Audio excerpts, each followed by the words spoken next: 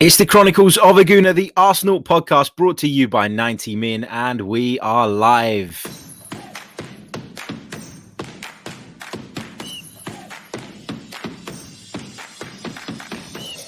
You're listening to the Chronicles of a Gooner, the Arsenal podcast. I'm Martin Tyler, and you're listening to Harry Symeou.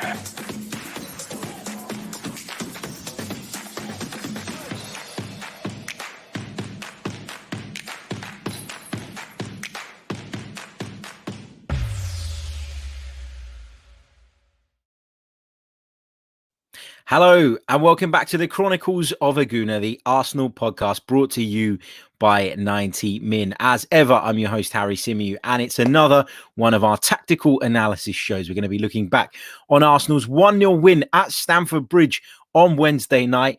Look, the season's been a shambles. The season's been a really difficult one to take as an Arsenal fan. But what I will say is, albeit temporarily, last night's result did put a bit of a smile on my face. And as I kept saying on the post-match show yesterday, if you can't enjoy Arsenal beating Chelsea away from home, then what are you even in this game for?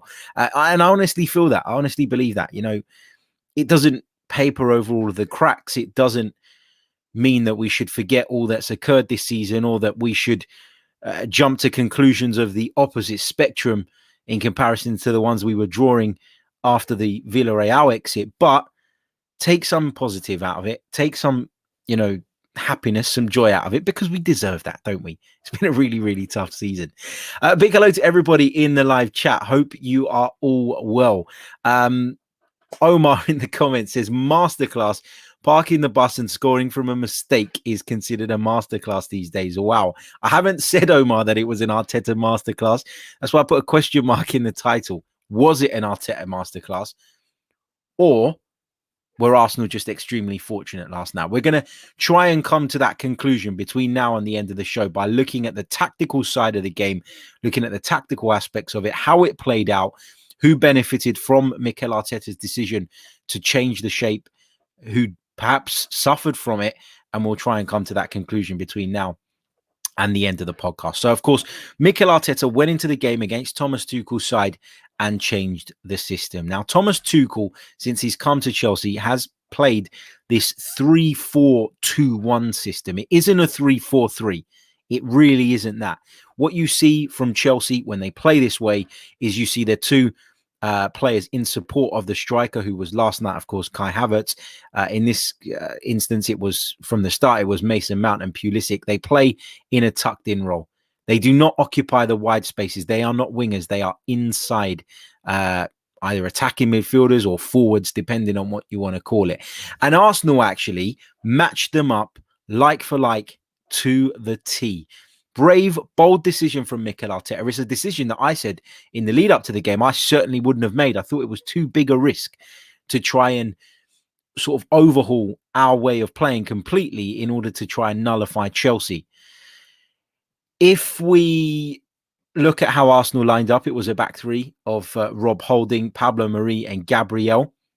Across the midfield, it was Saka on the right, Partey and El Neni in the middle, with Tierney from the left.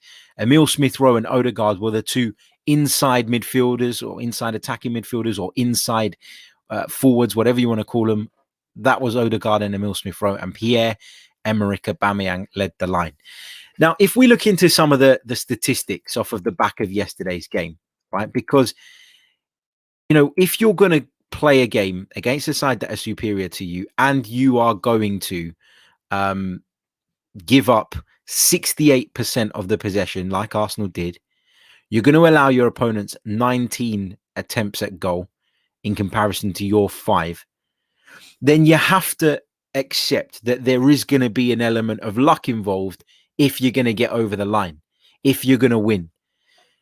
So to sit and dismiss everything that Arsenal did last night, or everything that Mikel Arteta did in preparation for that game, and just say it was purely about luck, I think is disingenuous.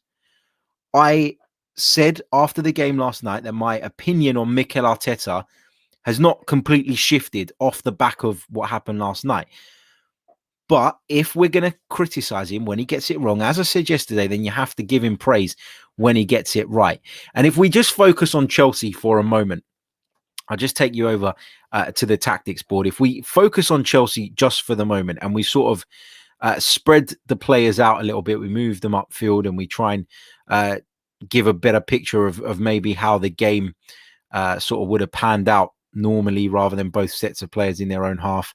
If you push everybody up from a Chelsea perspective, I want to highlight to you what it is that Chelsea do so well, what it is that's made them such a really formidable force under Thomas Tuchel, because I've done a lot of work on Chelsea in the last few weeks. I've been fortunate enough to commentate on a number of Premier League games in which they've been involved, and knowing that the fixture against us was not far away, I paid particular attention to the shape, to the setup. And I want to highlight what it is, as I say, that Chelsea do so well. Now, in Kai Havertz yesterday, Chelsea had a centre forward who, contrary to what people think, is actually extremely good at bringing the ball under control, holding players off, playing with his back to goal. He's got an aerial presence as well, Kai Havertz. Scored plenty of headed goals during his time at Bayer Leverkusen. That's not what his game is solely about, but it's a big part of his game.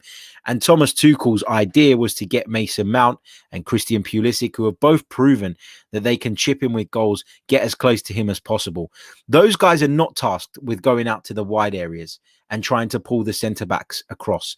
They are tasked with filling in these half spaces. And a half space, which I'll just identify for those of you watching on the video, is this area here. I've talked about it before from a tactical perspective. When analysts, coaches are talking about it, they describe this area here as a half space. So it's not on the wing, it's the area in between the wing and the center. It's called the half space. And that is what somebody like Mason Mount or Christian Pulisic on the other side are supposed to be trying to exploit. That is what Chelsea do.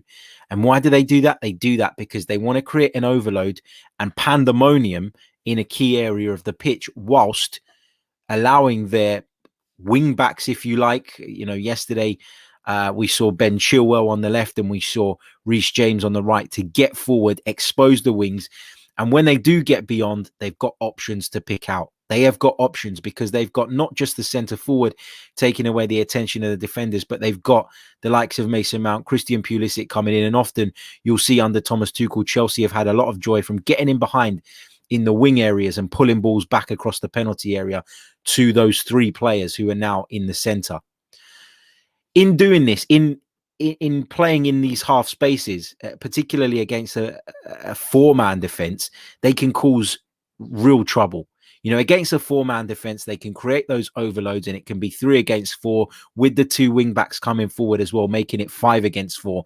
And it makes it really, really difficult for teams to cope with them. And that is why Mikel Arteta took the decision that he did. And that decision was, of course, to revert to a back 3. Now, in playing with the back 3, what it allows you to do is it allows you to shift it back into a back 5 when you need to. And that's what Arsenal did for the most part of last night's game. Arsenal shifted it back into a back 5. The 3 centre-halves all tucked in. Tierney and Saka would drop deep. Elneny and Partey would sit in front of them. And then you'd see Martin Odegaard and Emil Smith-Rowe, who were tasked with playing in a more in-field position, just tuck in as part of a narrow midfield 4 to try and make it a bank of 5 followed by a bank of 4. And that's why Arsenal looked incredibly stubborn last night.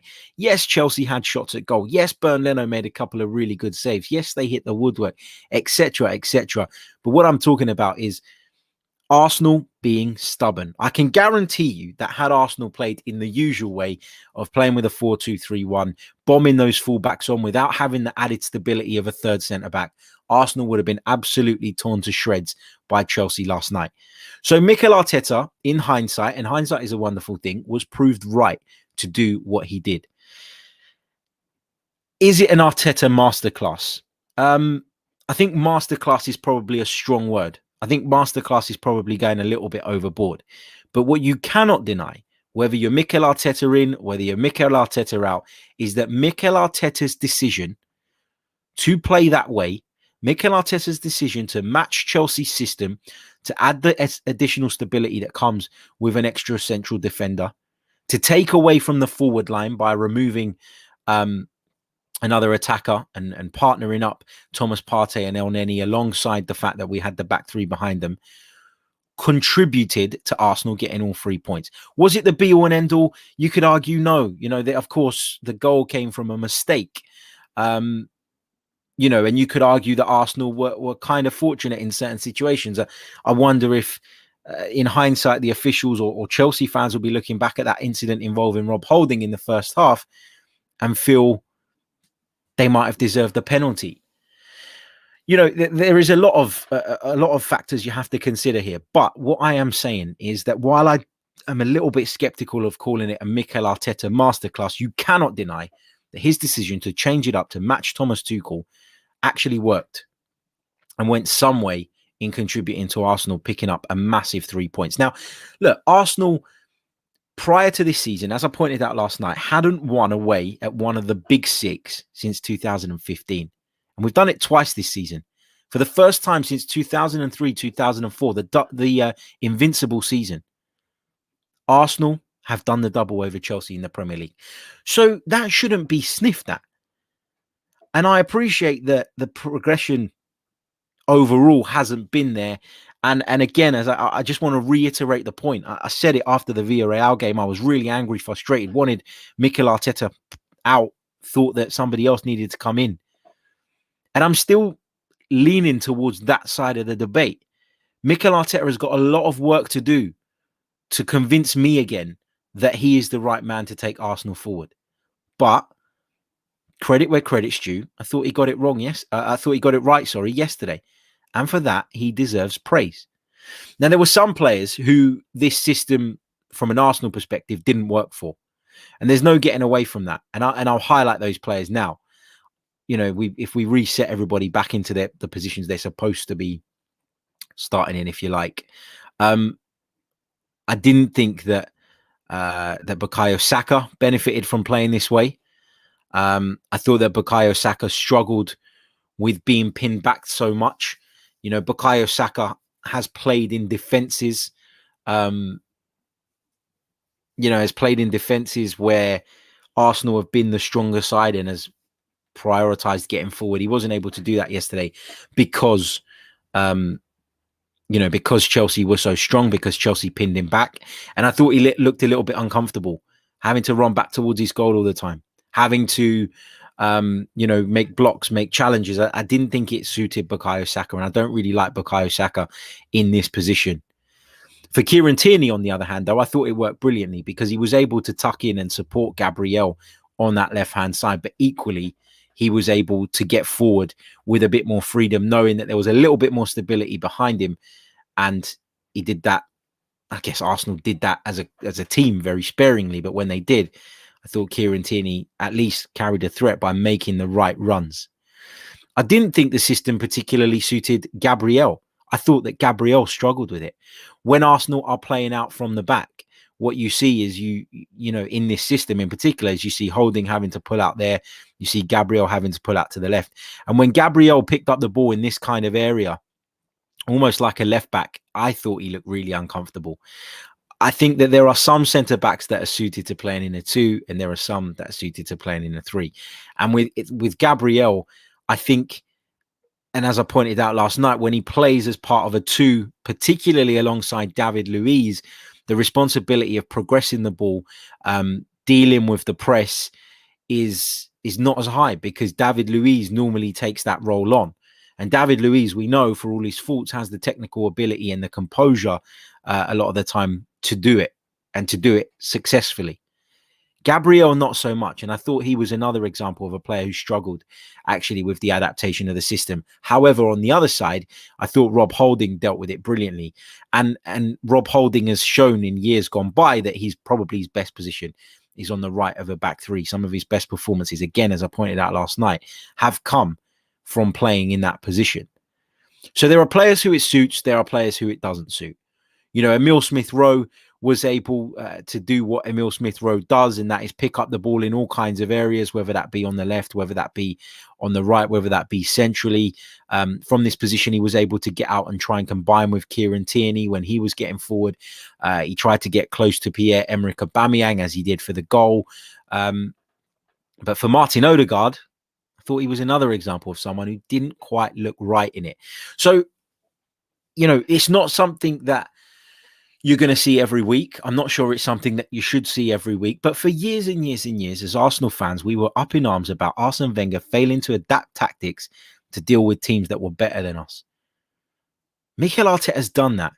And to be fair to him, in the bigger games, we have been more competitive. Yeah, we've lost a fair few of them, but we ain't been getting beaten 3s and 4s and 5s and 6s very often. So even if you don't think he's the right man anymore, you know, that you cannot deny. It's there in black and white. These are facts. So, as I say, I think that the change in system helped. I think that it helped get Arsenal over the line last night.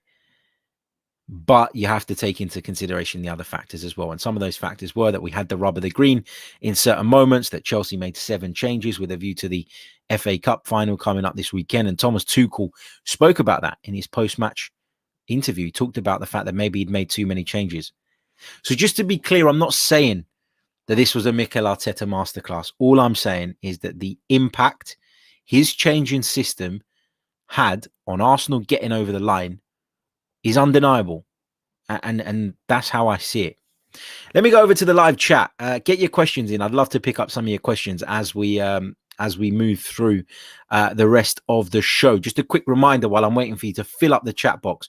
This podcast is brought to you by manscaped.com. So if you're in need of some male grooming products, if you're in need to address that situation ahead of the lockdown lifting, then head over to manscaped.com, enter your discount code, which is 90min20, and you'll get 20% off of your order as well as free shipping.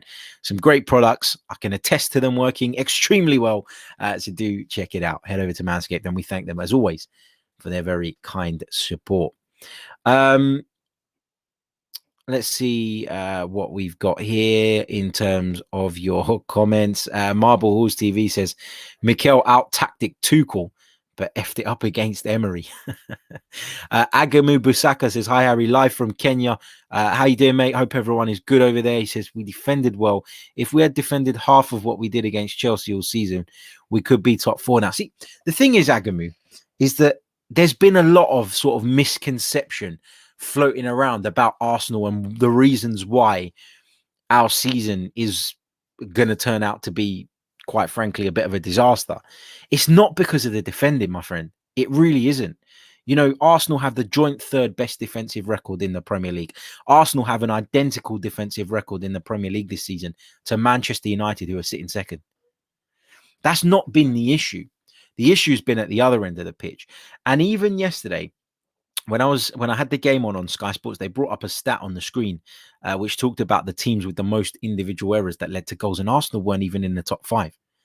So people have made big deals about the individual errors, and yes, they've let us down at key moments, but the volume of them hasn't really been the problem. You know, sometimes the timing of them has been perhaps more significant than we'd have liked, and that's a bit of bad luck.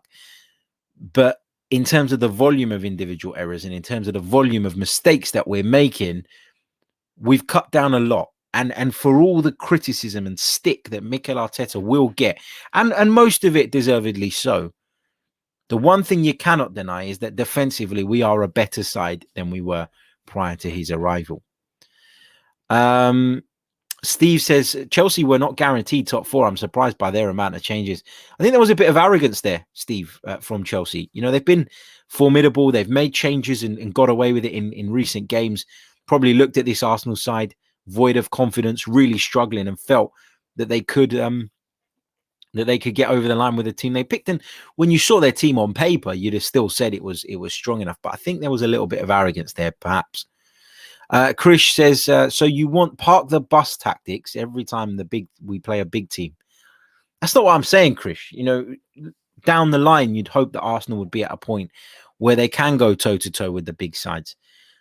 Ole Gunnar Solskjaer sits deep with Manchester United when he goes to Manchester City and looks to hit them on the counter-attack and does it to good effect. And I never hear anyone talking about Manchester United being negative, and they've got a far better squad than us.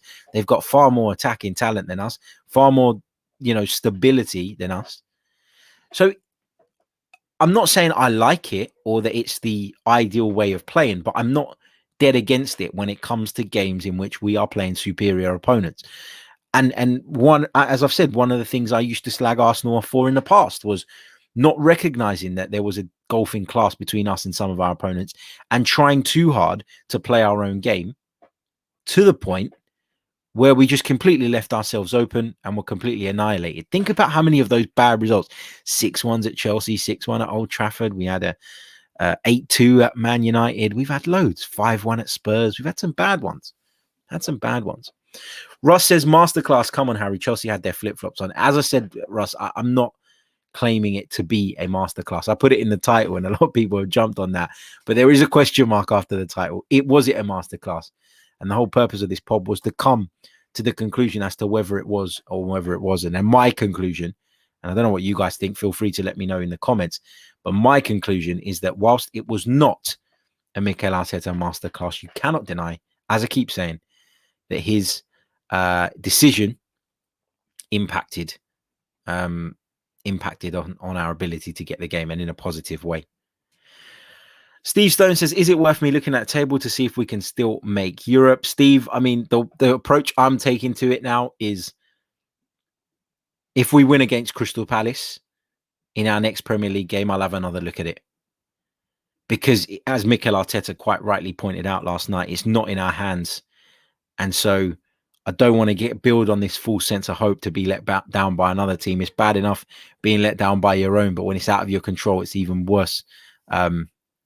You could argue. So I'm not looking at it just yet. Let's beat Crystal Palace, and then we can have a look going into the final game of the season and try work out what we need. Michael S. rightly points out that the points tally since Christmas isn't bad. It's just sloppy losses, which are unacceptable. And that I agree with. The level of performances is what is upsetting and concerning, probably more so than the results, because as Michael rightly points out, since Christmas, the results have been good. And I think we're third in the table or something, from what people were sending around yesterday. So, and I talked about it, during that positive run that we went on just after the Christmas period. If you cast your minds back, I remember quite clearly saying that if Arsenal don't go on to qualify for Europe this season, it won't be based on what happens in the second part of the season.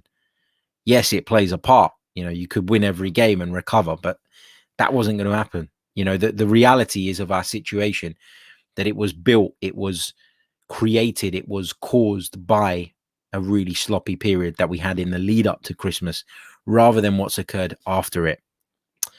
Saeed Abdullah says, your thoughts on McGinn, going into kind of transfer discussion. John McGinn of Aston Villa, I'm assuming you're talking about. Do you consider him as a target for the summer? I don't. I think that, I've written a piece today for 90 Min, which you can check out, sort of talking about, sort of collating all the reports together and trying to work out exactly what it is Arsenal are looking to do in the summer and how they're looking to do it. The positions that we've highlighted are goalkeeper. Arsenal want to get a goalkeeper in. Arsenal want to get a couple of fullbacks in, one to replace the outbound Hector Bellerin, and one to provide backup to Kieran Tierney on the other side. A central midfielder, which John McGinn would fit the bill for. But I think that Yves Bissouma is probably a more realistic target for Arsenal. And then a centre forward. And I mentioned Odsonne Edouard in that, as someone that Arsenal have been looking at for a number of seasons now. So I think McGinn's a decent player, but he's not somebody I'd be looking to pursue at the moment. No disrespect to the guy, he's just not what I think we need right now. Yes, he works hard, and he brings a lot of good things to the table. I'm just not sure that Mikel Arteta will have him on his radar, and I'm not sure. I would splash the cash on him. THLMK, I don't know how to pronounce that. Thelmk, is that right? Why do you think Arteta keeps playing players seemingly out of the team next season? Can't be as a showcase for the transfer market, surely. I mean, when you look at that team last night, I'd imagine that all of them, barring maybe Martin Odegaard, if a deal is not struck, and perhaps Mohamed Elneny, would all be in the setup. I think he's got to use the subs regardless of whether they're staying or going, because they're part of the squad, and football very much is a squad game now. So I don't really see that as a major issue, if I'm completely honest. What else have we got here? in terms of your thoughts, in terms of your questions. Gooner Legend says, we were so lucky last night. I was actually laughing when watching it. Good win, but means nothing. Absolutely nothing. Chelsea have bigger things on their mind. Yeah, that's undeniable. That's undeniable. The kind of final thing that I want to touch on this episode was Mikel Arteta's post-match interview. Because at the time of recording the post-match reaction show last night, I hadn't seen it. I then watched it back immediately afterwards. And I guess it was quite refreshing to see Mikel Arteta so fired up. It was quite refreshing to see Mikel Arteta fighting. It was quite refreshing for me to see Mikel Arteta calling out the media for what they are a lot of the time. And listen, I work in the media now. I see it every day. I see it on a daily basis. I see how comments this big can be blown out of proportion and turned into a story, how clickbait gets around the internet and how it can be so viral in the way it is spreading. So I get it. And Mikel Arteta was quite unhappy with the way some of his quotes with regards to his playing staff had been perceived by the media. And I think quite rightly so. But kind of reading between the lines, because you all know what Mikel Arteta said. You all saw it, you all heard it. I'm not going to repeat, what Mikel Arteta said. But what I will say is this. For all his faults as a manager, and there are quite a few that have come to light throughout the course of the season, whether it's regards to player management in terms of man management, whether it's with regards to his tactics, his selections, whatever it might be, what you cannot deny is that Mikel Arteta cares. Mikel Arteta is desperate to succeed. You can see it in his eyes, and you can see it in the way he come across. And as Graham says, he wasn't happy, was he? He was nearly out of control, I'd say, a man under pressure. Yeah, he certainly looked like a man under pressure who cracked and snapped and went after the press, went after the media. I don't really have an issue with that. But it was, for me, people call him arrogant, and maybe to a degree there is a sense of arrogance there. Maybe you have to be a bit arrogant to survive at that level. But what I will say is that he cares. He's passionate. He cares about the job he's doing. He cares about his team. He cares about how he's perceived. He cares about, how he comes across. There are lots and lots of positives to take from his reaction in terms of how he cares, in terms of how he, he's desperate to succeed. You can't deny that. You could see it on his face. And I think, as Tom quite rightly points out, he says Arteta was particularly upset with Sky because they specifically twisted what he said before the match, and it festered in his mind. Yeah, there was a clip going around, wasn't there, where they'd clipped up a particular part of Mikel Arteta's press conference and made it out as though he was singling out individuals and suggesting that they didn't care and they weren't trying. And I can see why his words were misconstrued, I guess. So I don't think that Mikel Arteta is completely blameless in this, but it was made into a soundbite. It was made into a clip, and it was sent out and became viral. And obviously he was unhappy with that. But as I say, I like seeing a manager show fight like that. I like seeing a manager show passion like that. I've got no issue with it whatsoever. But I think it, as a couple of you have pointed out in the chat, it was probably a combination of him being unhappy and probably him being sort of under pressure in the general grand scheme of things. So there we go. Right, gonna leave it there. Hope you've enjoyed the kind of tactical analysis and look at the way the Arsenal system helped to cope with Chelsea. Didn't give us an awful lot of joy in an attacking sense, but we did capitalize on a moment that came our way off the back of a really bad mistake from Jorginho. So we take some positive from that. And yeah, there we are. We move forward, and we look forward to Arsenal's next game. against Crystal Palace. I'll catch you all very, very soon with more Arsenal content. I'll be back tomorrow with more. There won't be another live today. Unfortunately, I am off to work. I am commentating on the game between Manchester United and Liverpool for VSIN out in the United States. So if you are based in the States, you can tune into that via iHeartRadio from about 8 p.m. I think it's 8 p.m. or 8:03 or something crazy like that. So you can catch us on that tonight, and we'll be taking you through that game. So look forward to catching some of you there. And until next time, take care and enjoy the rest of your Thursday. Ciao.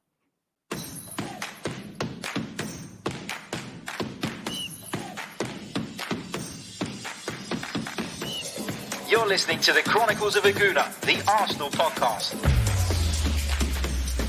I'm Martin Tyler, and you're listening to Harry Symeou.